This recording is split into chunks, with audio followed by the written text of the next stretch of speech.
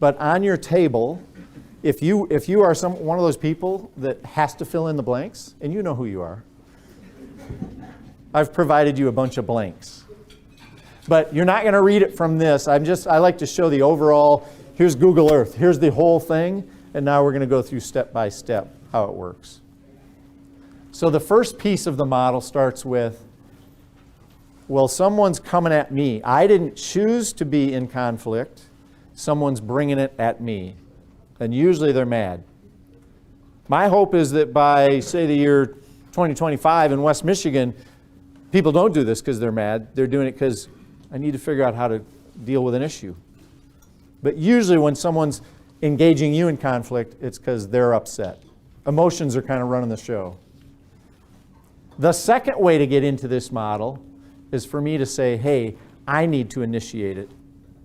And so I like to talk about, I need to share some perceptions. I need to share an observation. I need to share a feeling. Something doesn't feel right. Can I put this on the table? And sometimes I know exactly what's true. But I've been shocked at how many times I've been wrong when I knew exactly what's true.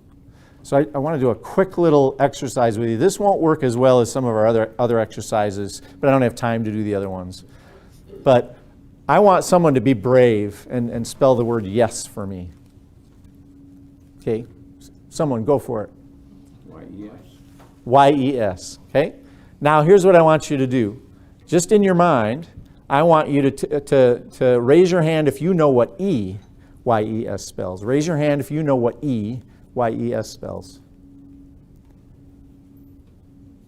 A bunch of you are blind to this, which has great irony to it. For those of you that know what Y-E-S, and if you write it down, that's cheating. The reason I'm doing this is you are blind to all kinds of stuff.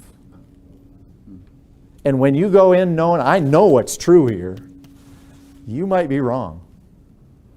So who wants to say what E-Y-E-S spells? Eyes.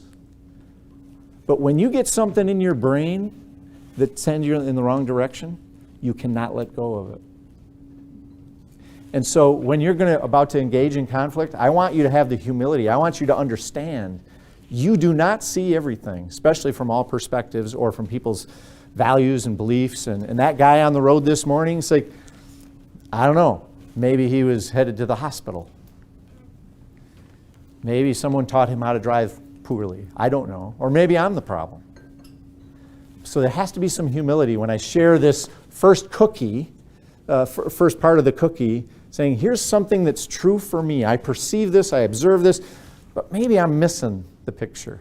So next is, and here's where going from Mac to PowerPoint or something. So that's supposed to be inside the box. Seek first to understand. This is the love piece. It's an act of love to try to say, okay, so I've shared my piece to get it on the table. Now I'm going to put that critical, judgmental Roger off in the corner. And now I'm going to become just the curious, maybe even lab coat, thinking about, wonder what's true for you. And then I listen. And I ask questions. We like to talk about Q&L. Anybody know what I mean by Q&L? Question and listening. Q&A is right, everyone knows Q&A. I want everyone to know Q&L.